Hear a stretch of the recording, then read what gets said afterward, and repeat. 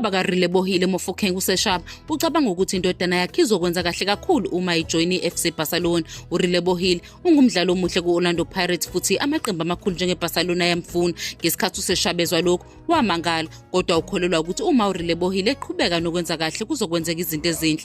uSeshaba utshela uRelebohile ukuthi agxile futhi asebenze kanzima, uthi uma enza kahle maningi amaqembu azomfuna. uSeshaba ucabanga ukuthi uRelebohile udinga ukukhombisa wonke umuntu ukuthi muhle kangakanani futhi bazobona ukuthi ungumdlali okhethekile waseNingizimu Afrika. Ubukeka ezodlala eEurope ngelinye ilanga abe yisihlabane esikhulu. Ngesizini edlule uzama iqembu elibizwa ngeWolverhampton Wanderers, kodwa kwangalunga. Manje amaqembu afana neBarcelona neRangers anentshisekelo kuye. uKhemisi Erasmus owayedlala noRelebohile ucabanga ukuthi angenza kahle kakhulu nomdlalo ogama lakhe linguLamine Yamal.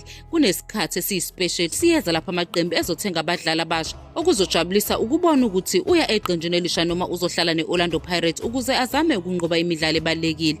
Abanye abantu bacabanga ukuthi uRelebohile uzokwenza kahle kakhulu eEurope, kodwa umqeqeshi weqembu laseNingizimu Afrika uHugo Broos akacabanga ukuthi usekulungele ukudlala eqenjini lesizwe. Nokho usekhombisile kaningi ukuthi angenza kahle nakuba abantu becabanga ukuthi ngeke akwazi.